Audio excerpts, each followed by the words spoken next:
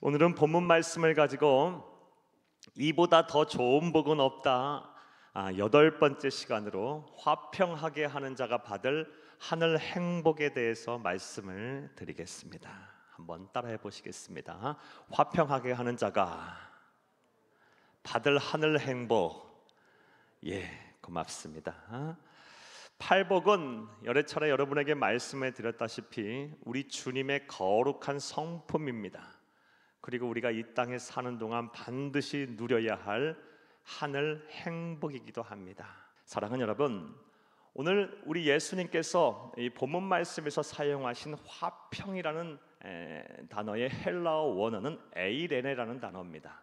이 에이레네라는 단어는 오늘 본문 말씀을 포함해서 신약 성경에 총 88번이나 나오는 단어입니다.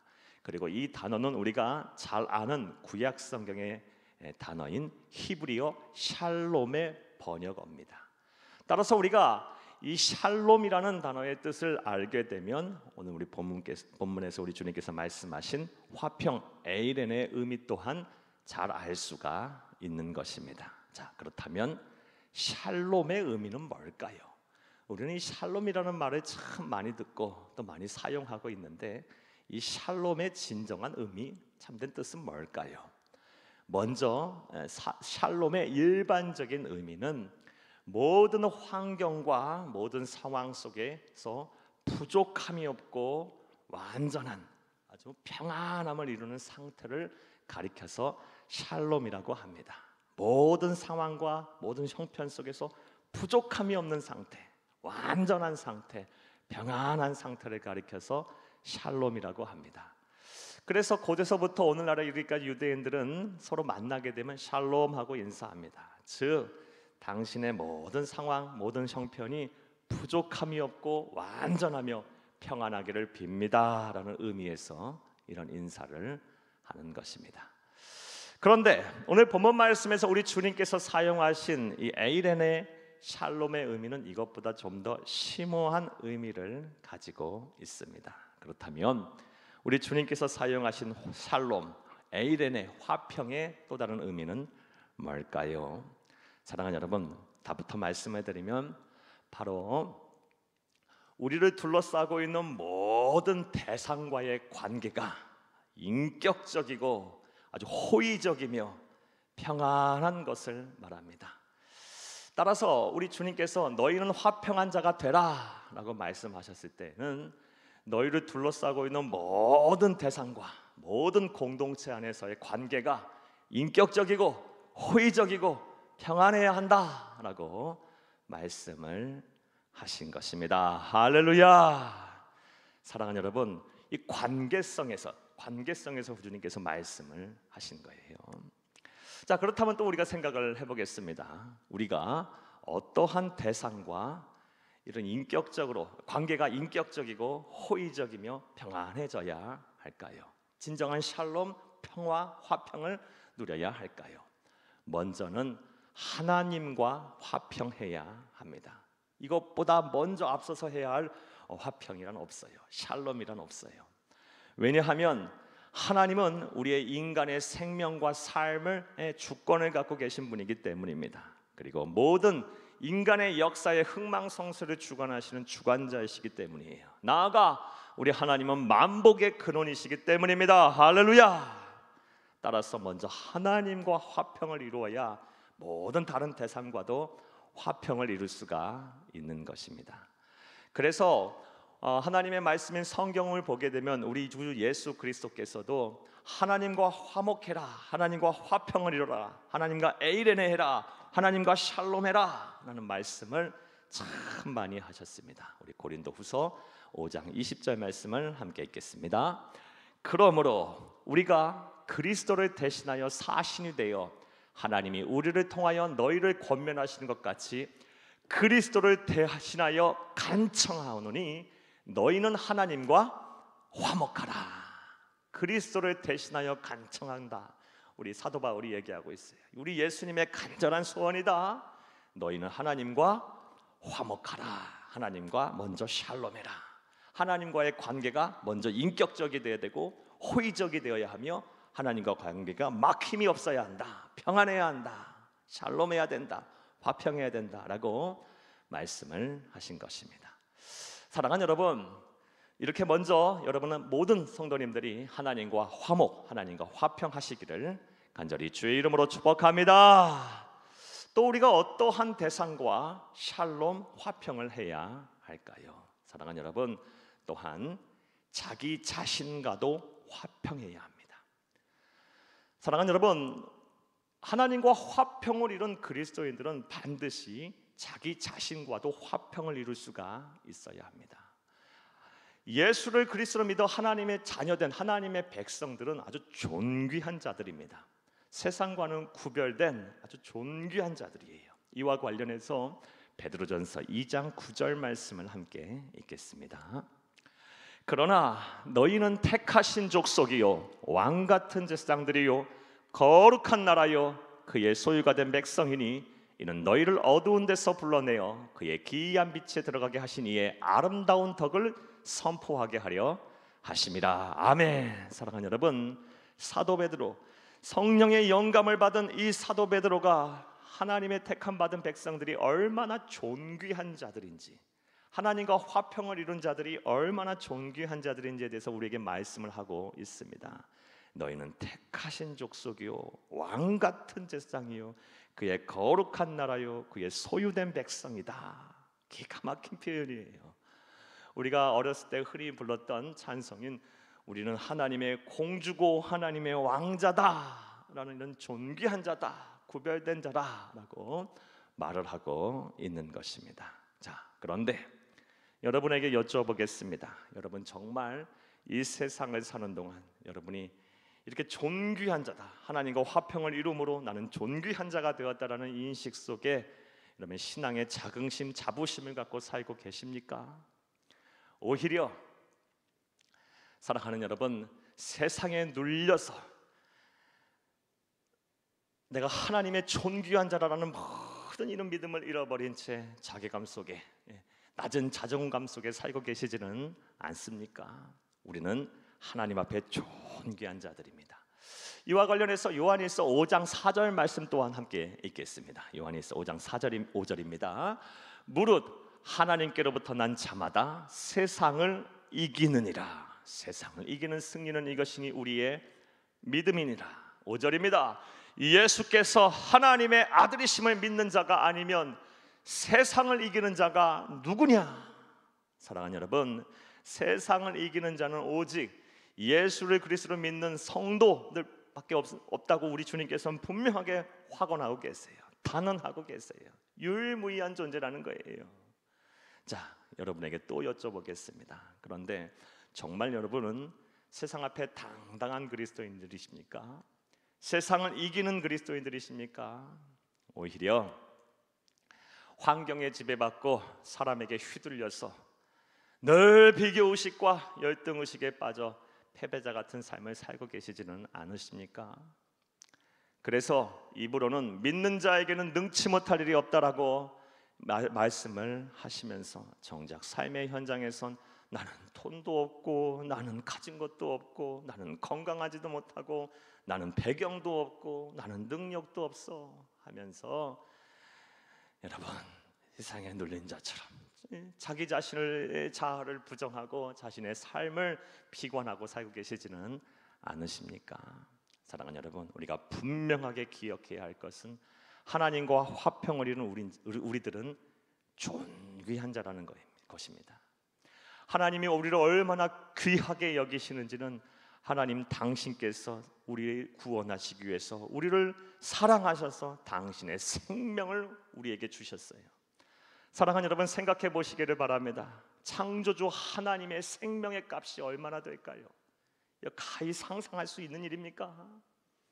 하나님께서 우리를 얼마나 귀하게 여기셨던지 우리에게 당신의 생명을 주셨습니다.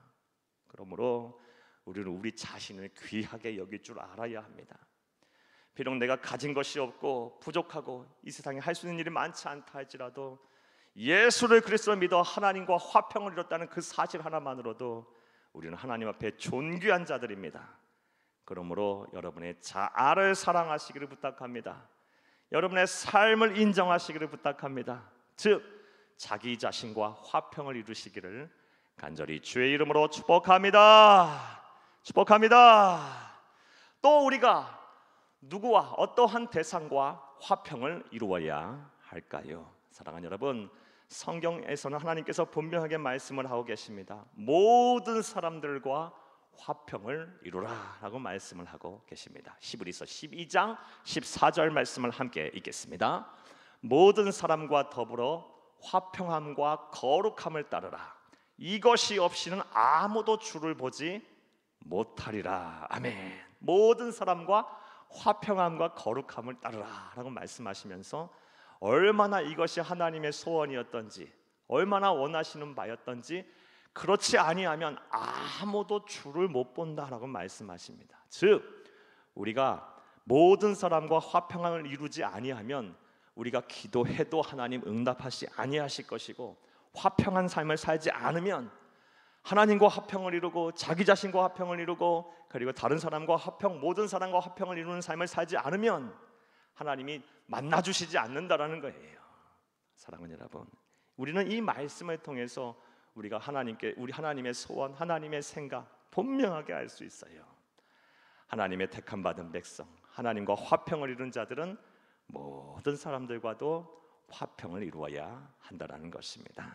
사랑하는 여러분, 따라서 이제 여러분의 가정에서 여러분의 화평을 이루시기를 간절히 바랍니다. 남편을 사랑하고 이해하고 용서하고, 아내를 사랑하고 내 몸같이 여기고, 부모와 자녀들과의 관계가 회복이 되고, 그리하여 모든 형제들과 친척들과의 관계가 다 원만하고 호의적이 되어, 그리하여 여러분의 가정이 여러분의 중심으로 천국을 이룰 수 있기를 간절히 주의 이름으로 축복합니다. 나아가 여러분의 직장과 사업장, 여러분의 삶의 현장에서도 여러분 까닭에 여러분의 삶의 현장이 정말 천국이 되기를 간절히 바랍니다. 그런 피스메이커가 되는, 화평하게 하는 자가 되기를 간절히 주의 이름으로 축복합니다. 자, 정리해 보겠습니다. 저는 지금 화평의 의미에 대해서 말씀을 드렸고, 우리가 누구와 어떠한 대상과 화평을 이루어야 되는지에 대해서 말씀을 드렸습니다. 화평의 의미가 무엇입니까? 우리 주님께서 오늘 본문 말씀에서 말씀하신 팔복의 화평의 의미란, 나를 둘러싸고 있는 모든 대상과의 관계가 인격적이고 호의적이고 원만하며 아주 평화로운 상태가 되어야 한다는 것입니다. 그리고 그 대상은 먼저 하나님이 되어야 하고, 또 내 자신과도 화평을 이룰 줄 알아야 하며 모든 사람과도 화평을 이루어야 한다는 것입니다. 할렐루야. 자, 이렇게 화평에 대한 정의를 내린 이후 우리는 두 번째로 이제 생각을 해보겠습니다. 사랑하는 여러분, 둘째로 우리가 화평하게 하는 자가 되려면 어떻게 해야 할까요? 이에 대해서도 성경은 아주 명확한 답을 우리에게 주고 있습니다. 먼저 화평한 자가 되려면 예수 그리스도 안에서 죄 사함을 받고 하나님으로부터 의롭다 하심을 받아야 한다라고 성경은 분명하게 이야기를 하고 있습니다. 로마서 5장 1절 말씀을 함께 읽겠습니다. 그러므로 우리가 믿음으로 의롭다 하심을 받았으니 우리 주 예수 그리스도로 말미암아 하나님과 화평을 누리자. 우리 주 예수 그리스도로 말미암아 하나님과 화평을 누리자. 사랑하는 여러분, 우리가 화평케 하는 자가 되려면 예수 그리스도를 통하지 않고서는 안 된다라는 것입니다. 특별히 하나님과 화평을 이루려면 예수 그리스도를 통하지 않고서는 안 된다라는 것입니다. 이와 관련해서 간단하게 자세하게 여러분에게 좀 설명을 해드리겠습니다. 사랑하는 여러분, 성경은 우리를 가리켜서 모든 사람들이 다 죄인이라고 이야기합니다. 한 사람도 예외 없이 다 죄인이라고 이야기합니다. 이렇게 죄인이라고 얘기하면 어떤 분들은 내가 무슨 죄를 졌어 죄인이야 라고 생각을 하고 계실 분도 분명히 계실 것입니다. 이에 대해서 참 많은 말씀드릴 수 있지만, 우리가 모든 사람이 죄인이라는 증거 하나만, 분명한 증거 하나만 여러분에게 말씀드리면, 우리 모든 사람들 뿐만 아니라 이 대자연 모든 만물들은 다 소멸한다라는 거예요. 죽는다는 거예요. 예.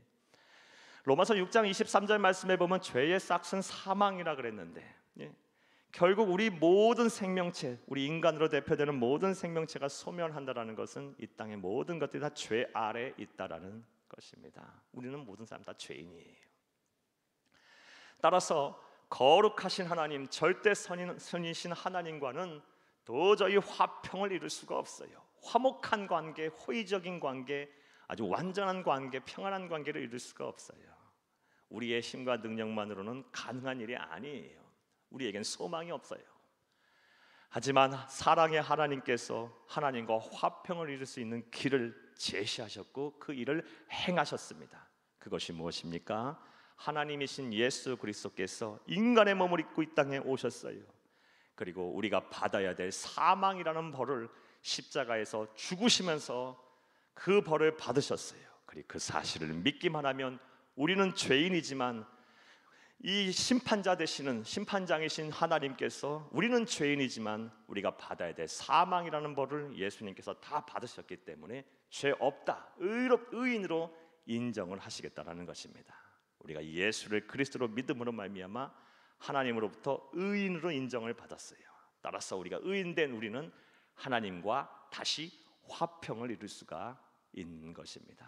사랑하는 여러분, 따라서 아직 이 죄사함의 은혜, 구원의 확신, 하나님과 화평을 이루시지 못하신 분들은 예수를 그리스도로 믿으시기를, 예수를 구세주로 믿으시기를 간절히 주의 이름으로 축복합니다.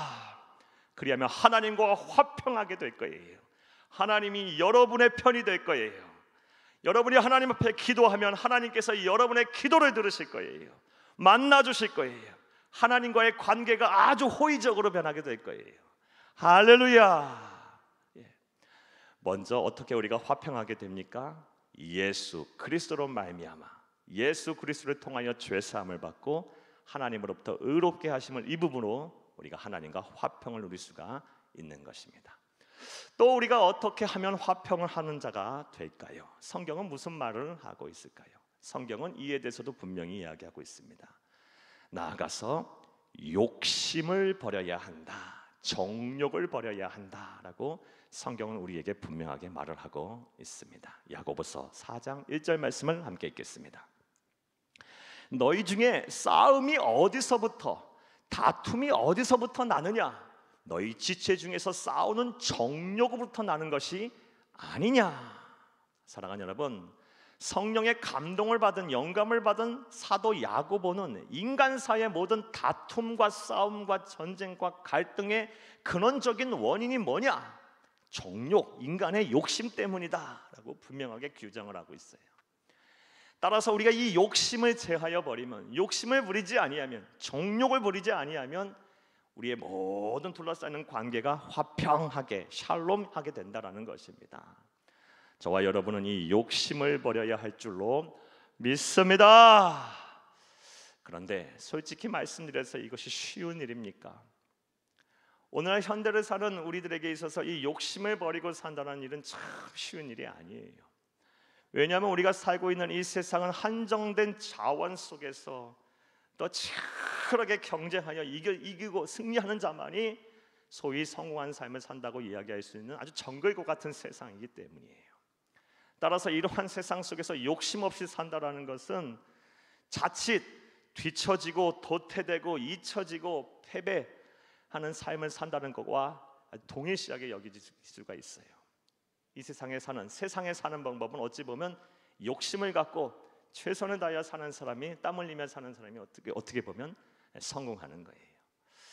그런데 하나님께서는 욕심을 부리지 말라고 살고 말씀하시고, 또 이 세상에 사는 방법은 현실적으로 볼 때는 욕심을 부려야 살 수 있고, 그럼 우리 그리스도인은 어떻게 살아야 한다는 말입니까? 어떻게 사는 것이 하나님의 뜻이고 어떻게 사는 것이 그리스도인다운 삶일까요? 사랑하는 여러분, 우리가 욕심을 부리고 살아야 합니까? 불신자들과 똑같이 그렇게 삶을 살아야 합니까? 아니면 욕심 없이 자칫 패배자 같은 삶, 늘 손해보고 늘 무시당하고 늘 뒤처지고 늘 도태되는, 잊혀지는 삶을 살아야 한단 말입니까?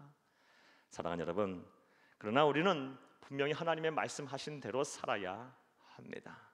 하나님께서 욕심 없이 살게 되는 것이, 욕심 없이 사는 것이 화평을 이루는 자의 삶이라고 말씀하셨다면 그렇게 살아야 합니다. 그리하면 하나님께서 나를 위하여 일하실 것이고, 하나님께서 나의 문제를 해결하실 것이고, 하나님께서 나를 지키시고 보호하실 것입니다. 이와 관련해서 예수님께서도 분명히 말씀하셨습니다. 마태복음 6장 31절에서 33절 말씀에 보면 우리가 잘 아는 말씀입니다. 그러므로 염려하여 이르기를 무엇을 먹을까, 무엇을 마실까, 무엇을 입을까 염려하지 말라. 이는 다 이방인들이 구하는 것이다. 너희 하늘 아버지께서 이 모든 것이 너희에게 있어야 할 줄을 아시느니라. 그런즉 너희는 먼저 그의 나라와 그의 의를 구하라. 그러면 이 모든 것을 너희에게 더하시리라. 할렐루야. 먼저 그의 나라와 그의 의를 구하라. 그러면 이 모든 것을 더하시라 말씀하셨어요. 먼저 그의 나라와 그의 의를 구하라는 것이 뭐예요? 말씀대로 살라라는 거예요.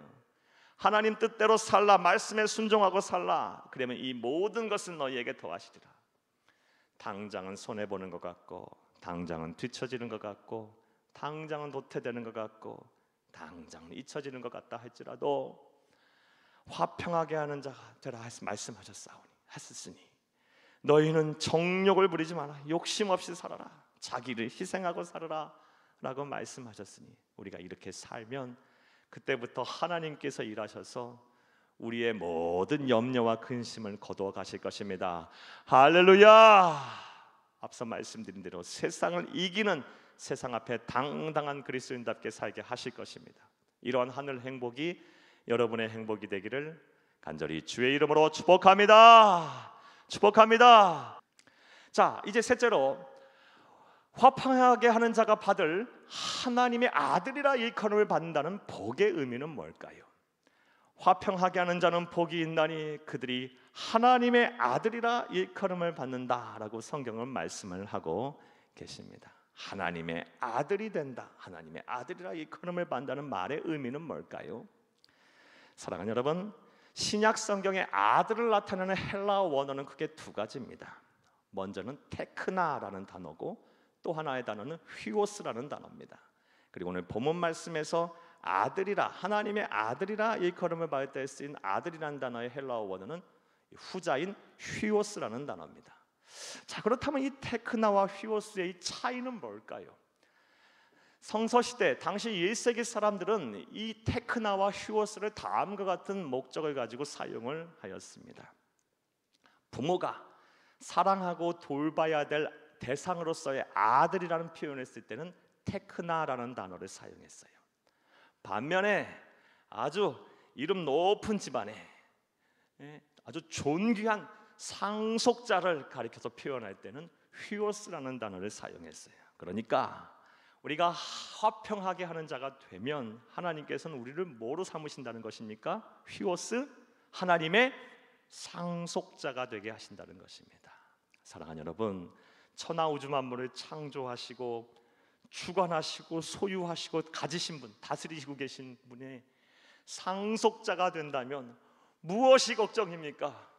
무엇이 염려가 됩니까? 무엇이 두렵습니까? 하나님의 상속자가 된다는 거예요. 여러분, 상속은 누가 받는 거예요? 상속자 아들이 받는 거예요. 자연적으로 주어지는 이런 하나님의 은혜인 거예요. 사랑하는 여러분, 이건 복음이에요. 기쁜 소식이에요. 놀라운 은혜예요. 우리가 무엇이길래, 대체 무엇이길래 하나님께서는 우리를 상속자로 삼으시겠다고 하십니까? 화평하는 자가 되시기를 간절히 주의 이름으로 축복합니다. 여러분 까닭에 여러분의 삶의 모든 사람들이 하나님을 만날 수 있기를 간절히 주의 이름으로 축복합니다. 여러분 까닭에 모든 사람들이 하나님의 사랑을 알게 되기를 간절히 주의 이름으로 축복합니다. 여러분 가운데 모든 사람들이 복을 받기를 간절히 주의 이름으로 축복합니다. 여러분 가운데 모든 사람들이 참된 만족과 기쁨과 평안을 누리며 회복의 은혜와 은총을 누릴 수 있기를 간절히 주의 이름으로 축복합니다. 상속자가 되게 하신다는 거예요.